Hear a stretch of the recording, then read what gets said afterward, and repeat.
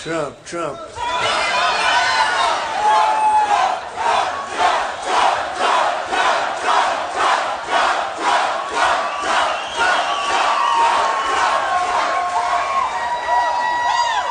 I was telling some of the folks backstage, I never, ever thought we'd do this well, this fast. This has been so incredible. What's happened all over, but what's happened in Iowa, it's been really incredible. We've had some amazing results, and they continue to come in. Get a little shake-up in Iowa. I don't know what's going on.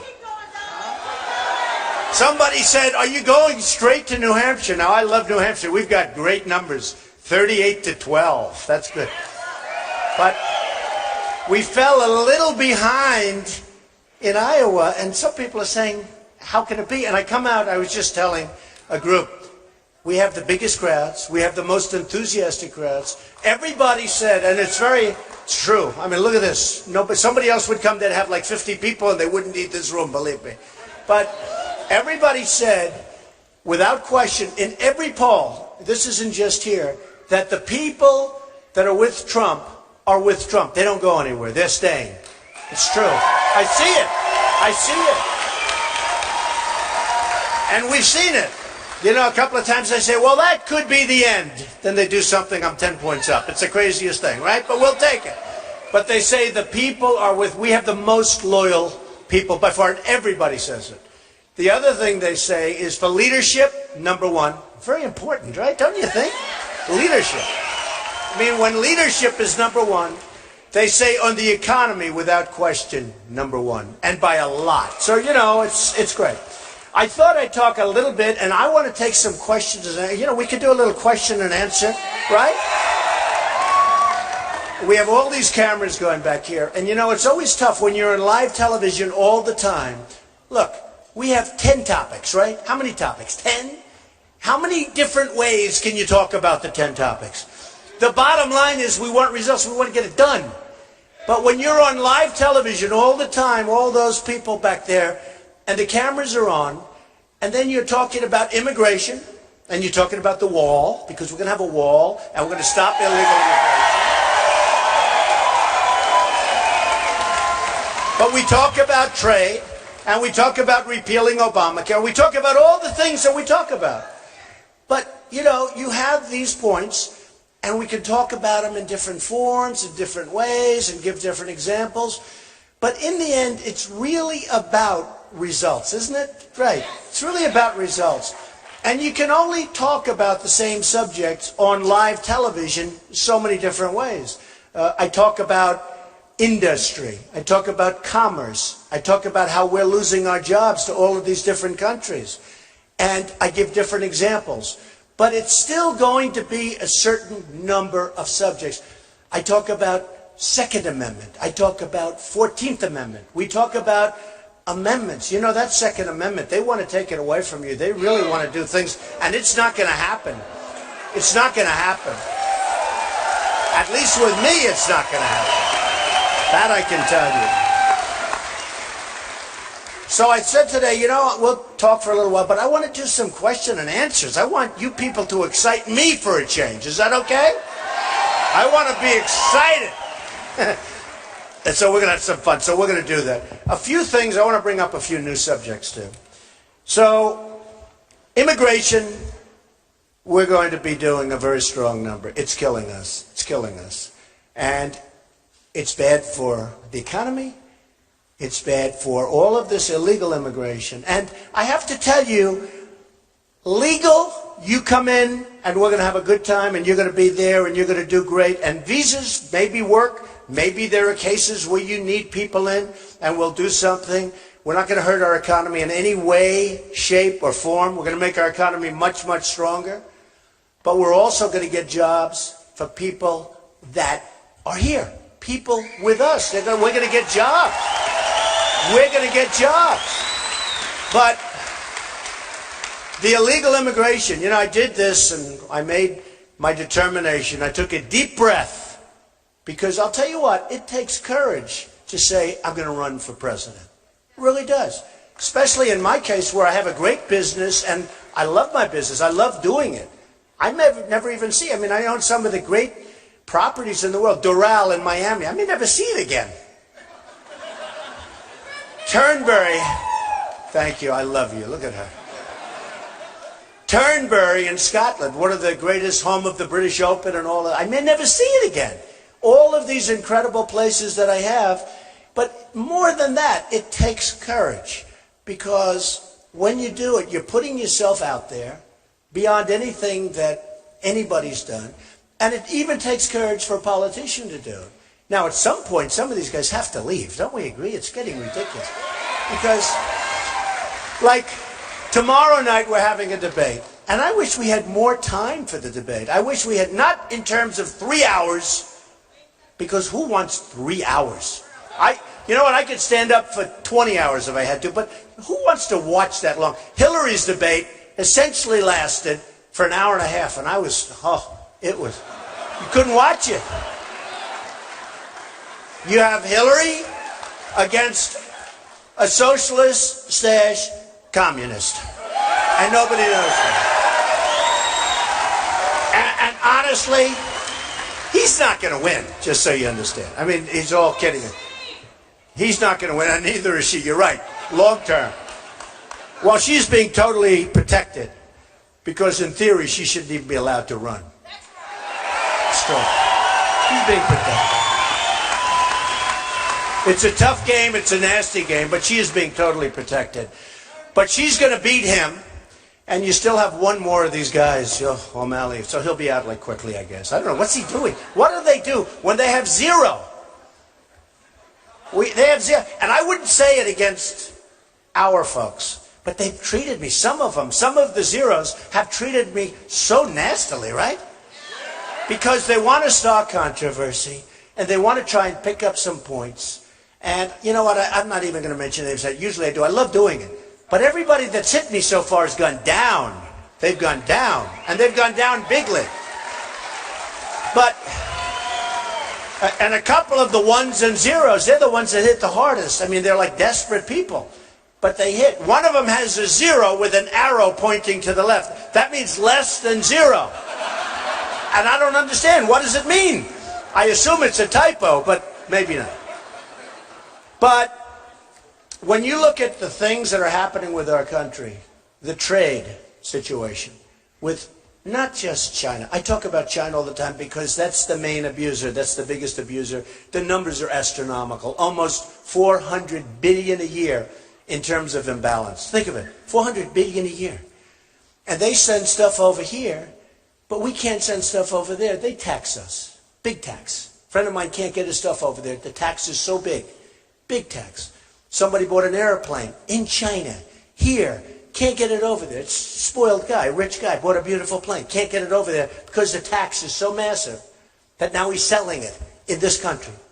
Because China won't let him have the plane and he has to pay a tax. I won't even tell you what the tax is. It's so astronomical that I don't even believe it myself, so I'm not going to say it because those guys will say, well, he was wrong. All I can tell you is it's a massive tax. Like, you don't buy planes here, because if you do, you won't be able to get them back in. And here we accept all of their product. So we have almost a $400 billion trade imbalance with China. We have a $70 billion trade imbalance with Japan. We have a, with all that's going on now in the South China Sea, and you look, well, we have a destroyer, relatively small ship over there. I don't know if I'd want to be the captain of that ship right now, but they're being sort of mocked and scorned, and a lot of bad things can happen. But we have an agreement with Japan, and I love Japan, I love China, I love all these people, but their leaders are killing us because they're smarter, sharper, more cunning. The leaders of Mexico are killing us at the border and in trade. They're taking so many of our companies. Even Nabisco, my Oreos, they're taking Nabisco. Right? I'm never eating Oreos. I tell it all the time. They had some Oreos before in the plane. I said, I don't want to touch them. Bring them back. Are you allowed to bring them back? Bring them back, right? But I'm not happy. They're leaving Chicago and they're moving their big plant to Mexico.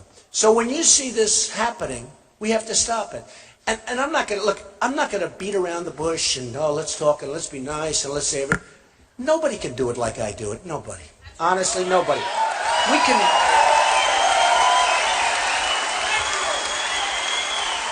I'm not saying I'm perfect, because I'm not perfect. Nobody's perfect. But thank you. I love this guy.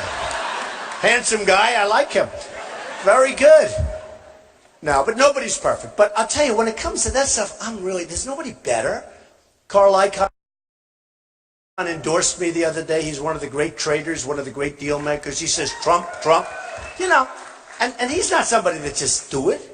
He wants somebody that knows what they're doing. He understands. You talk about corporate inversions and all of the things that are going on. Corporate inversions, you know, many of the companies in this country have trillions of dollars cumulatively. They think $2.5 trillion overseas right now. They can't get it in. And everybody agrees that we should bring it in. The Democrats and the Republicans. They've agreed for years. They can't make a deal because they have no leader. It's not like, oh, gee, we disagree on Obamacare, or we disagree on something else. Although I must tell you, many of the Democrats that I speak to, because I'm friendly with all of them, I'm friendly with, like, Republicans, I get along with everybody. You know, everyone said, oh, you won't be a unifier. I'll be the greatest unifier of all. Why, is Obama a unifier? But I will tell you, many of the Democrats that voted for Obamacare would never have done it now, and they were lied to. 28 times, right? You can keep your doctor, keep your plan, keep your this, everything's going to be great. Turned out to be a total lie. 28 different times that they know of. And they wouldn't have done it. But when you look at what's happening with corporations, and the highest tax, we pay the highest tax anywhere in the world, of any country. But they have trillions of dollars overseas. And these are great companies in many cases. They have thousands of employees. They can't get their money back. And the reason is bureaucracy. It's very hard. And also, big reason, the tax is too high. They don't want to bring $1 million back and pay $300,000 or $350,000 tax. They'd rather leave it over there. And if they bring it back, they'll be using it to invest in our country. I mean, a lot of good things will happen. I happen to believe it's more than $2.5 trillion. But here's the thing, and I use it because it's so incredible. Here's the thing, it's not controversial. It's not like you have the Republicans here. Everybody agrees. They've agreed, you know that, for 2.5, 3 years. They can't make a deal. And now what's happening, and this will be the next great story, is companies are leaving the United States to two reasons. Lower taxes, but also to get their money. They've got billions of dollars overseas. They're leaving our country in order to get their money and in order to pay lower tax. And you're talking about one company I know of, I don't know how much they've written about it, but you're talking about 6,000 jobs, just one company. You're talking about potentially thousands of companies. And I say it, in the old days, they'd leave New York, people would move down and companies would move down to Florida, or they'd move to Texas, or they'd leave New Jersey, where taxes are quite high, and they'd move to another location. Right? Now, they leave our country and they go to other countries. That's what's happened. In the world of the internet and the world of very fast jets, it's a different world out there. And there's no loyalty. They're paid a lot of money to make a lot of money for their shareholders. And some of them actually are foreign. They'd like to move back to these countries. They bring in executives that are from Ireland, from other places. And they don't mind. They have no loyalty to the United States. So my plan, my tax plan, is something I'm very proud of. We're going to solve corporate inversions. I'll tell you what, we will have that money back. If I get elected president, that money will be back so fast your head will spin. Nobody else will be able to do it. Nobody. Honestly, nobody else even knows about it. The other candidates, most of them don't even know about it. It's not their wheelhouse. Okay, it's just not. It's not their thing. It's not their thing. Their thing is getting reelected. That's what they're good at. They get reelected, and they make promises, and they're all talk and they're no action. And the same thing happens with these politicians. It's always the same. So we have so many different things, and what I've done with our tax plan, which is something I'm very proud of, we've brought it down into a few groups, because right now, you have to go out, people that aren't doing well, go out and hire companies to help them with their tax plans. They'll pay $500, $1,000, because it's so complicated, and we're going to make it nice and simple. And we're getting rid of carried interest, which is something that a lot of rich hedge fund guys love. But we're getting rid of it. They don't love me so much anymore. But I don't care. And we're getting rid of a lot of things. So we're going to have a nice, simple tax return. Somebody said, oh, why isn't everybody paying? You know, 40%, a big percentage, will not pay any tax at all. People that are doing badly. They said, well, I won't use the candidate's name because I don't want to insult any candidates when they can't defend themselves. But they said, we want everybody to pay at least something. And I said, I agree. Here's the problem. From the standpoint of bookkeeping, from the standpoint of bureaucracy, you're talking about millions and millions of returns. You're talking about building the IRS even bigger. And it's a monster. And I could cut it down, way down. And the money that you're talking about is far less than the administrative costs. So I said, I agree. Except for one thing. From a practical standpoint, it's too much. Most of these people aren't paying anyway. What I want to do is bring our jobs back from China. Bring our jobs back from Mexico.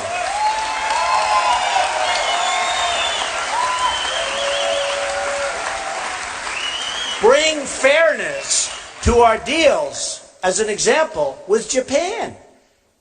I was in Los Angeles. Ships, the biggest ships you've ever seen. Cars are pouring off into this country, made in Japan. We give them practically nothing. The balance is so bad. The imbalance is so bad. You say how, and then we have all the strength. See, what our people don't know, and only somebody that wrote the art of the deal or that does this stuff, right? It's natural. It's like a great athlete, like a Jack Nicklaus. He always was able to sink that putt, right? You know, he's just better. And you have athletes, very few, but there are some people that have a certain ability. A lot of people don't even know. We have all the power. We have all the power in China. You know, we owe right now China and Japan equally $1.5, think of this, trillion dollars. 1.5, so think of it. They take our business, in the case of Japan, mostly cars, but they take our business, they take our jobs, factories close down all over the place, and we owe them money. Right? It's a magic act. For them, not for us. For us, it's a horror show. It's going to end. It's going to end.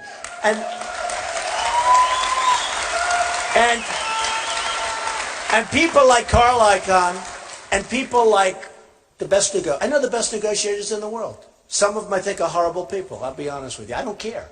Do you care if they're horrible people? Who cares? We want...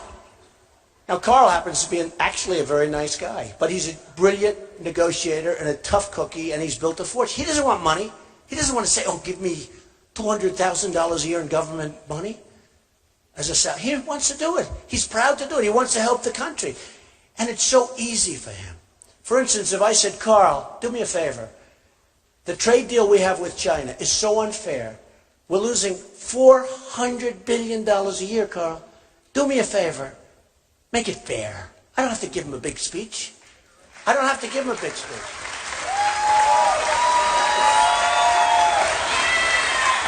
I mean, I can tell you that within a very, very short period of time, things will straighten out. I mean, things will straighten out. And it's going to be to our benefit. But think of it. If we're losing that kind of money, that imbalance, it's an imbalance. Some people would say that's not really a loss. It is a loss. If we have that kind of an imbalance, and supposing you brought it back to zero, or even if we lost $100 billion a year, that's a lot of money. Believe me, I couldn't sleep it. If I brought it to $100 billion a year, get rid of me in 4 years, all right? But supposing we brought it back to 100, or we brought it back to zero, do you know what that means for this country? Do you know the kind of money you're talking about? Then jobs would start coming back. Lots of good things would happen. Lots of great things would happen. And maybe our babies who have all these toys all over the place, maybe they'll have 75%. And maybe you'll like them better. Maybe they'll be better. And they'll be manufactured here. Whenever I order television sets, I order thousands and thousands of television sets a year for different jobs. And whenever I order them, they're all coming from South Korea. They make all the television, other than Tony, but Sony has sort of lost its way a little bit. But Sony's Japan. But South Korea, LG, Samsung, I don't get bids from America. I'd love to. I'd love to. George Will said there's a company in South Carolina that makes television. I said, where are they? I'd like to have a good name, too, by the way. It's important. You know, when somebody's paying you a fortune for a hotel room, it's nice to see a good name, right? Do we agree? Right? Well, there's a company in South Carolina, but they don't really make them, they assemble them. In other words, the parts come in, they assemble them. But much different. But I'd love it if we made them. But you take South Korea. We defend South Korea for essentially nothing. You have the maniac over in North Korea that nobody ever talks about, by the way. Now, he really has nuclear weapons. And we don't talk about him. We made the worst deal ever made with Iran, right? The worst. No. These are the people that represent. These people are incompetent or stupid. You know, somebody said, you shouldn't say stupid. It's not, but it's true. They're stupid. I think. Unless, I don't know. Is there something going on that we all don't know about? Think of it. Point after point, we lost. We lost everything. We're giving them $150 billion. It's hard to believe. They're going to have all the, they don't have to develop. I tell somebody, they don't have to develop nuclear. They can buy it. What the hell do, why should they develop it? They can buy it. And now all of a sudden they're going into Syria. They got so much money. They're a terrorist state. They're going into all of these different places. We're fighting them in Yemen, and yet we're making a deal with them. So why don't you say, hey, Yemen out. Our prisoners, I want them back. I want them back. I don't want them over there. I want them back. And all we have to do, very simple, is if you have the right messenger. I'm the right messenger. You know, I've gotten to a point where I have to be braggadocious. It's terrible, right? Because I can't be so nice and say, we can all do a wonderful job. People can't do this kind of stuff. For instance, the wall. I said, I guarantee you that we're going to build a wall. It's going to be a real wall. We're going to have people come through, but they're going to come through illegally, or they're going to come through with visas, which is the same thing, if we need it. And we want people to come through. I want people to come through. I don't want to say no. But we have at least 11 million. You know, the scariest is nobody has any idea how many. You know, we've been hearing that number for years, like 11 million. We have no idea. I spoke to one of the top people. They have no idea. Might be 5 million. Might also be 32 million. Nobody could be 50. Where is he? Stand up. He might be closer than anybody else. Probably is. But we have to get him out. We have to, look, it's harsh. Dwight Eisenhower, we all like Dwight, right? Remember the expression? Right? Dwight. I go, remember the side he got elected? I like Ike. How could he be bad? All right? And I think he was a nicer general than MacArthur and Patton. And I like Ike as a president, but I loved Patton and I loved General MacArthur. I love him. And we're going to find ourselves a Patton. And we're going to find ourselves, because we have a lot of smart guys in our military and women. We're going to find ourselves a Patton. Yeah, right here. I'll be the Patton. But we're going to find a Patton, or we're going to find a MacArthur.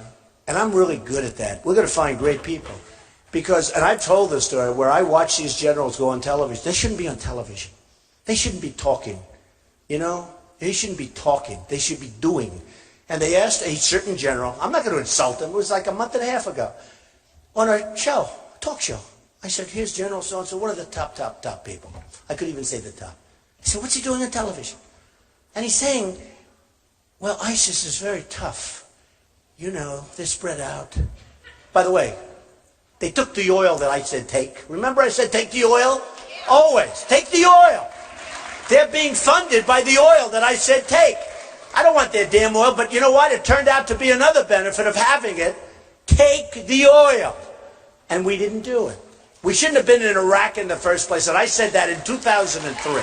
Shouldn't have been there. We totally destabilized the Middle East. We totally blew it. But we were there. Then Obama announces, because he's so predictable, we are leaving on a certain date in a year. All right? I couldn't believe it. I'm sitting there saying, did he really say that? He said, we will have all troops out by a certain day, right? Did he say that? And I said, no, tell me, please. Because I'm sort of a natural, like at things, like, I'm a very smart guy, but I know a lot of smart guys wouldn't pick that up. I pick it up. I say, oh, you know another one I got high marks on from every poll? Military. They think I'll be the best in the military because they say I will be, you know, I always say I'll be the greatest jobs president that God ever created. I will. But everybody knows that. Especially God. Everybody knows that. But you know what I'll be? I'll be great at the military. I'll be so good. And I'll know when. And I'll build our military so strong, so tough, so incredible. Nobody's going to mess around. We're never going to have to use it. We're never going to have to use it.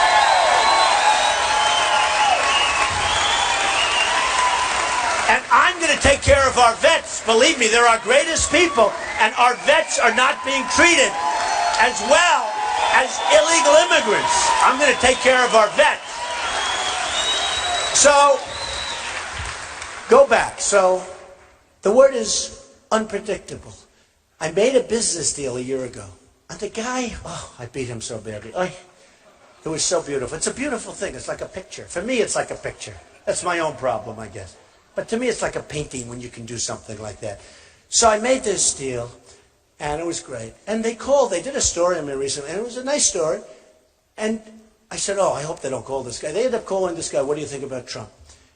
And he said, but in a respectful way, he said he won because he was so damn unpredictable. We didn't know what the hell he was going to do. That's a positive thing. That's a positive thing. I mean, if you're a poker player and you're predictable, you're not going home with much money. Okay? But it was really, I said, that's not nice what he said. First I said, that's not nice, I'm unpredictable. Then I said, wait a minute. He meant that as a compliment. And I called him. I said, what did you mean by that? He said, I think that's the greatest compliment I can pay. We could not figure you out. You came at us from 15 different angles. So with Obama, when he announces that we're leaving Iraq on a certain date, we shouldn't have been there. But once you announce the bad guys, remember they said the surge worked? You know why the surge worked? You know why? Because the bad guys all moved back. They said, hey, what do we have to get killed for? I mean, these people don't mind being killed. Can you believe it? But they say, if we don't have to, let's not. So they moved back, and they said, hey, they're leaving in, what was the date? Do you remember the date? Specific date to the day. We will have all troops out. I am a great president. So the bad guys, meaning the opponents, whatever you want to call them, they just said, they're leaving in a year. You're going to have all the troops out. Let's go back. What do we have to be shot at for the next year? And what do we have to do? Because if we do well, maybe he'll change his mind and stay. So let's let him think he had this great victory with the surge, right? The surge worked. Didn't work. What happened is everybody pulled back. They said, let's wait. Now we leave because of a lack of leadership. We leave and boom, it comes apart. That's what happened. That was the surge. Everybody talks so much, the surge was so great. The surge was great because everybody knew. They knew what was happening.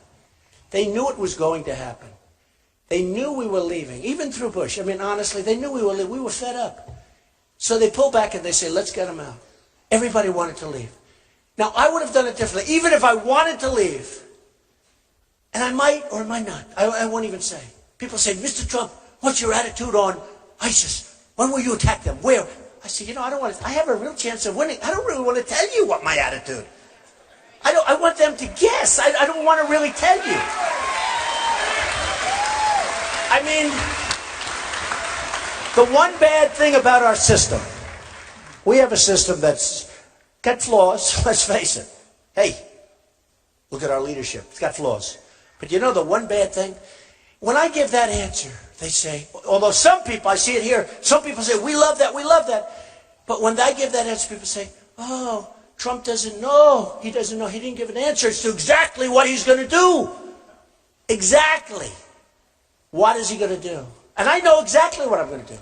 And eventually, after I was asked the question by 10 different reporters, all of whom are here tonight, by the way. I said, you know, here's the problem. If I don't give the answer, I'm not going to win. Because they write so incredibly negatively. So if I don't give the answer, I'm not going to win. They're going to say Trump wouldn't give us the answer. They don't know its unpredictability. They don't know its strategy.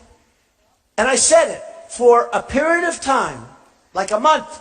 I would say, I don't want to tell you because I actually have a chance. Because from the time I announced, I've been at the top of the polls, almost at the top. You know, we're doing well. Iowa, will you get your numbers up, please? Hey.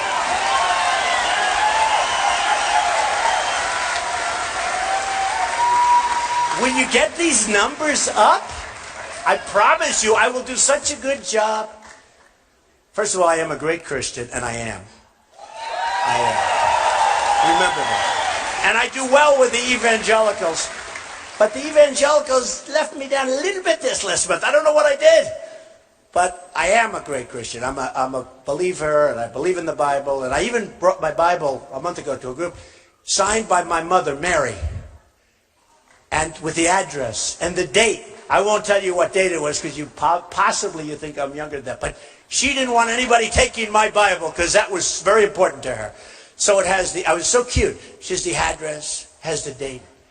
But I said to myself, you know, so by the way, before I forget, will you get the numbers up, Iowa, please? This is ridiculous. I mean, what is my competition? In all fairness, what is my competition? Do you think these guys, I'm not going to say Carson. I'm not going to say Rubio, who really is way down. I mean, I am second. It's not like terrible, but I don't like being second. Second is terrible to me.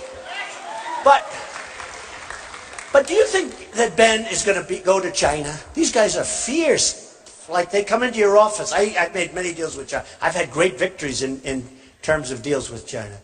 They come into your office. There's no, hello, how are you? It's a wonderful day. They come in. We want deal. There's no games. I do this for a living. I'm really good at it, folks. Really good.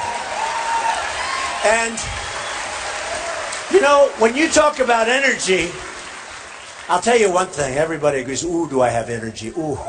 I toss and turn, thinking about how I'm going to make the best deal for you folks. I'll be tossing and turning. I will be tossing and turning. You're going to have so many deals that are so good for you.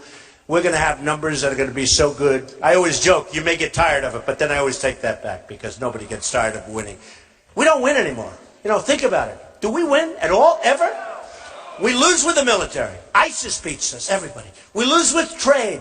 When are we going to come back and say, we beat China on a deal? When are we going to come back? We beat Japan. Do you know that everybody said, oh, Japan, they have so power over us. They have so much power because we owe them 1.5 trillion. And they send all those cars. They have no power. If we ever say, listen, you're not going to treat us fairly, we don't want your cars anymore, they go out of business, folks. They're gone. Same thing with China. China's not even doing that well. But they just devalued their currency, the biggest in 2 decades. And the reason they did it, they could never thought, but we have so many other problems that they felt, oh, wow, we can get away with this. And it's going to make it impossible. Did you see the results the other day of Caterpillar Tractor? Horrible. Because they're not getting stuff out. Because everybody, Japan and China in particular, is devaluing their currency. That's their number one weapon. And the stupid trade deal that we're making doesn't even cover it. That's their number one weapon. And the trade deal that we're making doesn't cover it. So I only say this. And you know what? People might say, it's terrible. He's a terrible person, a terrible human being. He shouldn't, but I'm going to vote for him anyway. Okay, that's fine. I'm actually a nice person. I only say this. Nobody can do this stuff better than me. And I know all the guys I'm running against. They're wonderful people. Some of them I really like, but who cares? I was talking to one of the candidates the other day. I was talking about corporate inversions, and they didn't even know what the hell I was talking about. They had no idea. It's not their thing. And unless we stop all of the things that are going with other countries, and unless we make great trade deals, we're being eaten alive. That's why when you look at the phony numbers, we have 100 million people in our workforce that aren't working. Our real unemployment rate is probably 30%. It's not 5.3%. That was done for politicians, so they look good. It's not 5.3. How can you have 5.3 when you have 100 million people? You look for a job. If that young guy, that handsome young guy with the red hair right there, if he comes out and looks for a job, that's right, I'm talking about you. His mom is very happy. But if he comes out and he goes into the workforce and he looks for a job and he goes through college and all and he does well and then he can't get a job. And when he gives up, because at some point after months you give up, they essentially consider you employed. It's the most ridiculous thing. We have a tremendous tens of millions of people in that position. They can't find jobs. They're good people. They want to work. They can't. But it's not reflected in the real numbers because the politicians want to look good. So let me just, before we take some questions, I'm going to talk about something I've never really talked about on stage, but we should talk about it. It's called super PACs. It's one of the great scams of all time. It's one of the great scams. So we sent out, I think I had, and it's not me, people set them up. And I don't know, maybe they're setting up for my benefit. Let's take me. A guy sees me, likes me, sets up a super PAC. I don't talk to him, I don't do anything, but I think we had either 9 or 5 or 11. We don't even know. They're all over the place. Trump. One of them called it the Art of the Deal PAC after the book. They have all these PACs. And the money comes in. What do they do with the money? I don't know. And we aren't supposed to call them and everything. Okay. So we wrote a letter, a legal letter to, I think either 9 or 11 last week, saying, we don't want the money. Send it back. Because, again, what do they do with it? If some guy that's having a hard time, all of a sudden has $2 million sitting in a super PAC, do you think he's going to take ads for Trump? Maybe. And maybe not. So we sent the money back. It's a scam, super PACs. A scam. It's a disgrace that we have them. A disgrace. And I'll tell you, I read a number with, as an example, Ben. Ben is paying 70 to almost 80 cents on the dollar to raise money. So when you read he has all this money, he's paying a lot of money, and that's not reflected yet. So when you hear they raised 20 million, they're paying. Now think of it. Who pays? The number I actually heard was 79, but these guys will check it. So I'm telling you, it may be off, but you all know it's a lot. I think they said 79 cents on the dollar. Think of it. To raise the money, they take 79 cents before they get to use the money for what it's supposed to be. Somebody's making a fortune. I know in Romney's campaign, a couple of guys walked away with millions and millions of dollars. Millions. They became rich raising money. It's better than being a real estate broker. For the people in real estate brokers, they take these massive percentages of the money they raise. It's a scam. It's a scam. Now, in Ben's case, his super PAC is running Iowa. And let me tell you, the people that are running that super PAC, even if it comes in small donations, those are the real bosses. Those are the bosses.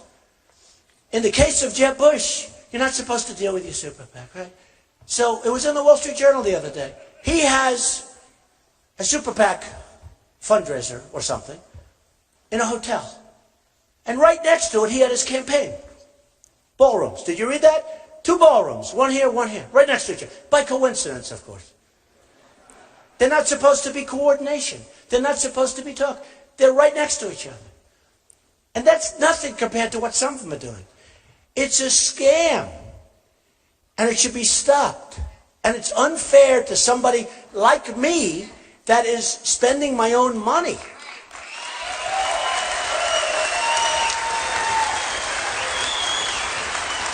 And what happened, and I haven't talked about this before, but I'm seeing what's going on. It's horrible what's going on. What happened is last time when they had the super PACs, I actually think there was sort of a wall. They call it the wall. And this is a wall too. It won't be as good as the wall I'm going to build, but this is a wall. But there was a wall. And they didn't deal. Even though, like, Bush has a friend of his running a super PAC, I'm sure they never talk. I'm sure. What do you think the chances are that they talk? 100% or 99%? 100. I say 100. I say 100. Only a foolish person would say 99. But whatever. They're not supposed to. But they put a friend in there, they put other people in there, they put whoever. And that's the way it works. And in some cases, I hear in Ben's case, I hear in other cases, they're literally running. I mean, had Walker done this, in all fairness, because he had money in the super PAC, but he had no money in his campaign. And he was unable to figure out this is what they're all doing. That's why he's out of the race, because he couldn't figure it out. But the whole thing with super PACs is a horrible, horrible scam. So I sent letters last week to as many as we could find. They're all over the place. We want you to close the super PAC. We want nothing to do with it. We don't want you to advertise for us. We don't want any of the money. Go home and ideally give the money back. They don't even have to give the money back, as from what I understand. They don't have to keep it. They'll probably, if they actually raise money for me, they'll say, what a horrible thing he just said. I think we're going to support somebody else. They could do that. But the super PACs have total control over the people running for office. Total. Nothing over me. Nothing. No, nothing. I feel it's very unfair. I mean, I feel it's a very unfair situation. Now, if they want, they could have full disclosure and everything else, let the candidates get everything, but what are they doing with this whole thing? And I think it makes dishonest people out of people that might be honest. But the super PACs are controlling your candidates, some more than others. Some are unbelievable. And what the press should really do is take a look at how much money is left. When you read that Ben raised $1, how much is left after he pays all of the consultants and all of these people? How much is left to spend in the campaign? You'll be amazed. I mean, it's so little. Bush, the same thing. And I'll go over, there are other names. I know every one of them. But it's a horrible thing that's taking place. And again, last cycle, at least they went through the motions. Now they're not even going through the motions. They're not even going through. And just remember, when I have to negotiate with companies to keep them in this country so they build jobs here, and they build their plants here, and their factories here, and they do all of the things here. When I have to do that, you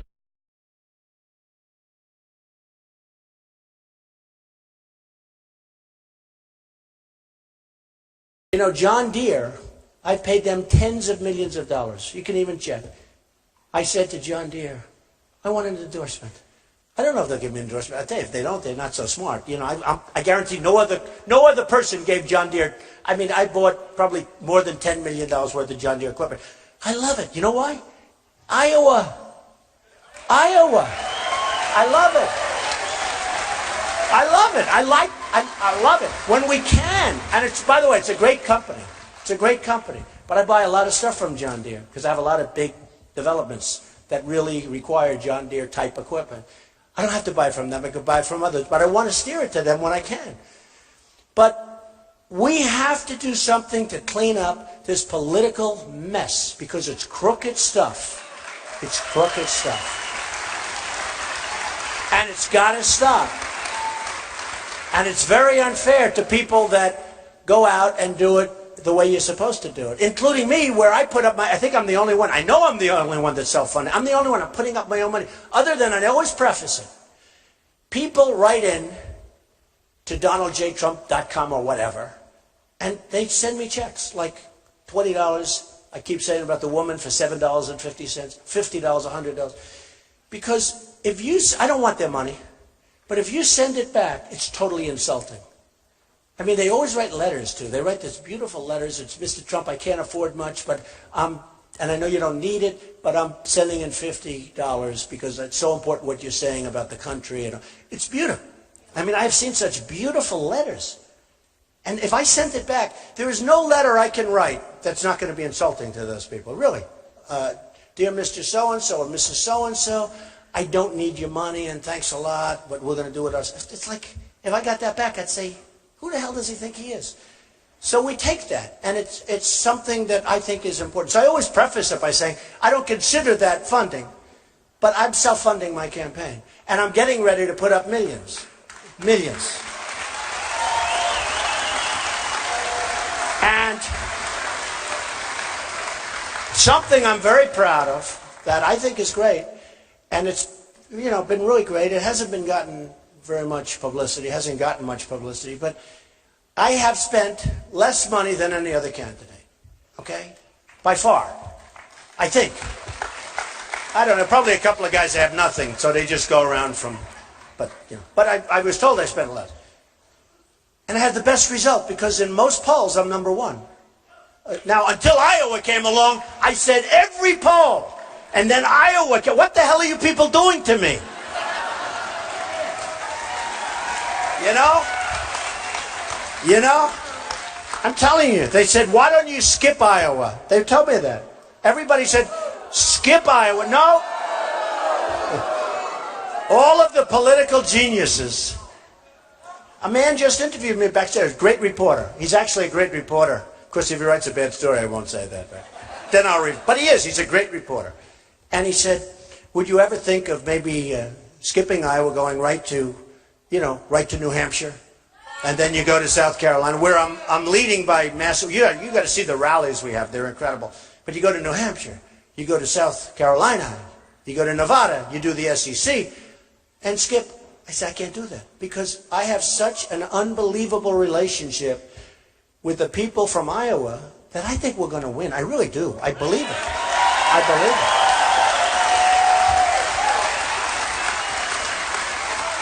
And I don't want to skip Iowa. I think we're going to do well. I think we're going to do great with the evangelicals. I think a lot of things are going to come out over the next period of time that are not going to be so good for opponents, honestly. And I think I'm going to do great with the evangelicals. Because I am the real deal, I will tell you that. I'm the real deal.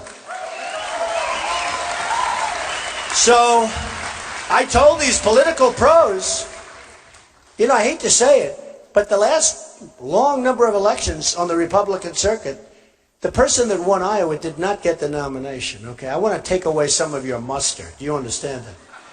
So could we and please do me a favor, let me win Iowa, and then I'm going to win. I'm telling you, we're going to win New Hampshire. And we're going to win South Carolina. A great poll just came out on North Carolina just a little while. PPP poll. It was great. Some of you saw that. But great poll. But we're going to go on. We're going to win. We're going to win. And they actually, one of the pundits, because you have some smart pundits and some very, very dumb pundits. A lot of the pundits that said, he'll never run, he's not going to run, now they're still trying to recover. But one of the very smart ones said, if Trump wins Iowa, it's over. It's interesting, because it'll go right through. Because everywhere else, it's so great. And I thought it was good here. Come on. Okay, so that's the end of that. But I want to tell you, I refuse to say, get your asses in gear. I will not say that. I will not say it. I will not say it because I don't want to use anything that's even a little bit off. So will you please do me a favor and work with my people and go out on February 1st and vote and give us a victory? And if I win Iowa, we're going to run the whole table. And we are going to make such great deals, and we're going to have such a great military, and we're going to take care of our health care without that crazy Obamacare that's a nightmare. So, I'm sticking with you people. I'm going to spend money here. I have a great team over here, and I will tell you, I'm going to spend a lot of time here, and I really want to win Iowa, and I think we should, and it's so important. And it's about time that Iowa could have a victory and let that person go into a total victory. Okay? Not like over the last, right? Okay. So, I love you all. I mean, we're having fun, but I love you all. But I do mean it. I'm going to stay here. We're going to work really hard. When I heard the poll today, they said, what are you going to do? I said, I'm going to work harder in Iowa. I'm not leaving Iowa. I'm not leaving Iowa. Now, if I lose Iowa, I will never speak to you people again. That I can tell you. Okay, let's do a couple of questions, right? Come on.